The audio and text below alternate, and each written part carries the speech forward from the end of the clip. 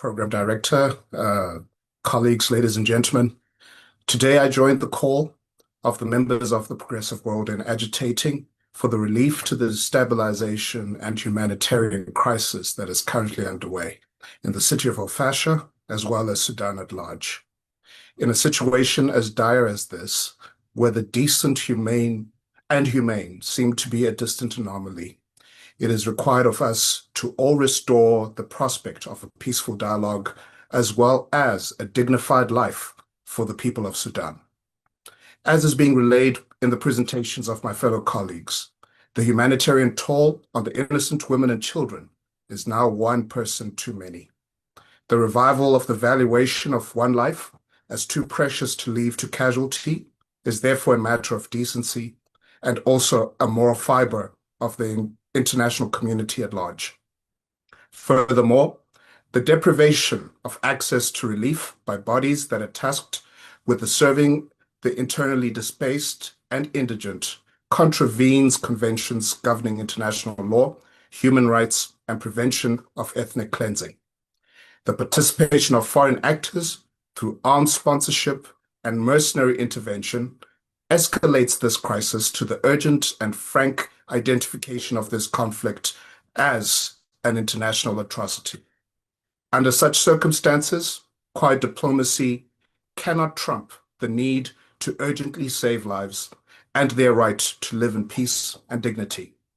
It is therefore imperative that all well-meaning voices in the multilateral community raise the matter of the war in Sudan as a conflict that cannot be allowed to last a day more than is necessary.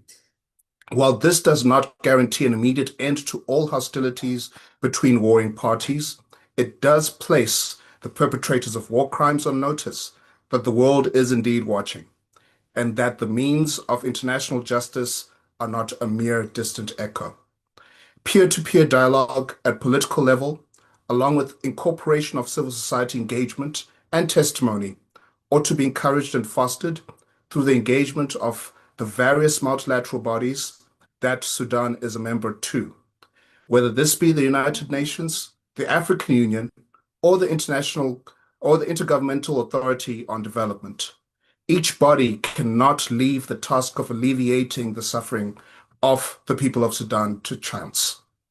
Let each one of us therefore ignite the means at our disposal to ensure that the instruments of which Sudan is party to are activated to their full potentials so as to instigate an urgent peace in the country and further adequately record the toll of the conflict for the sake of humanitarian relief as the primary outcome, and also ensure justice for the victims of this tragic period.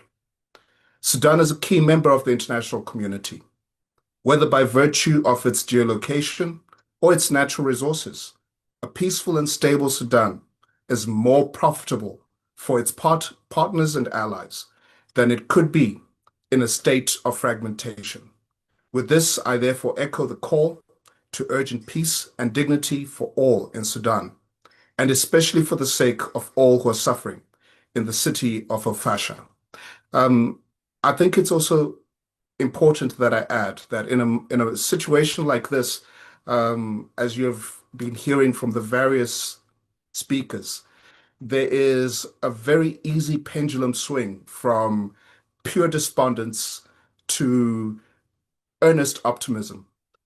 It is so important that in a moment like this, balance be key. So as balance entails, let us all ensure that the ultimate aim is to remember that this is more than simply politics. It's more than simply geolocation issues. It's people, it's humans, it's children, it's women. With that, I thank you.